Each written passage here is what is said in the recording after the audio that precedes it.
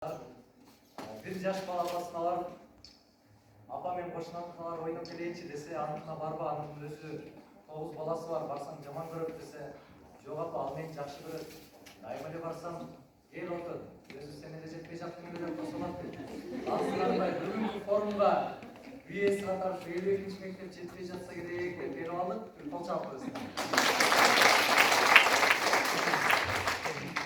Bir kızмен tanışıp aldık, köşede get otağız.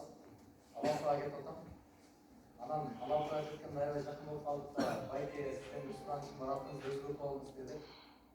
Матынен қойылған аты, мен өзгөртемін десе, biraz шариатта тура келген өзгөріп алыңыз деп өзгөріп алып, İblis'te болды. Мен аты İblis.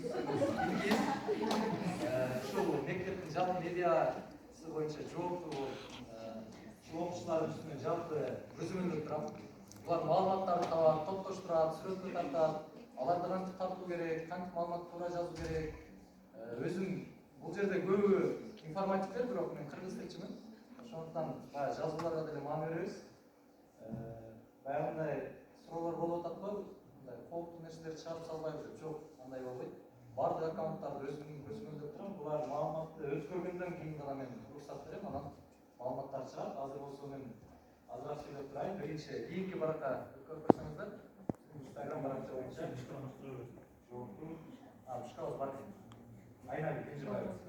Бул биздин Instagram баракча. Дароо катталып коюңуз. Саламатсыздарбы, агайлар, окуучулар жана биздин конокtor. Бул биздин Instagram баракчабыз. Бул баракчада биз эң биринчи эле сурап жүргүзөбүз.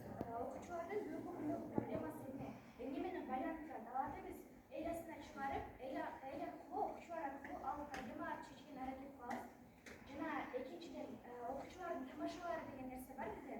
Ал окуучуларга мындай кичине болсо стимул жаратат, ал жан дүйнөсүн байытат. Ошондуктан айрымда сөз кошконбуз.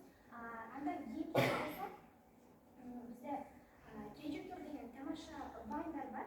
Ал Кежитур командасы бир гана вайн менен чектелбесен, азыр бул жакта диджей болуп отурушат.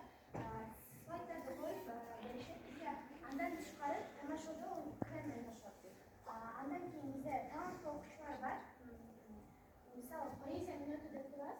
Ал жакта акын окуучулар, ыр жазган окуучулар, ырдаган, бийлеген окуучулардын видеолорун биз ушул жерге жүктөйбүз. Анан бизде акциялар бар. Ооруканаларга барып,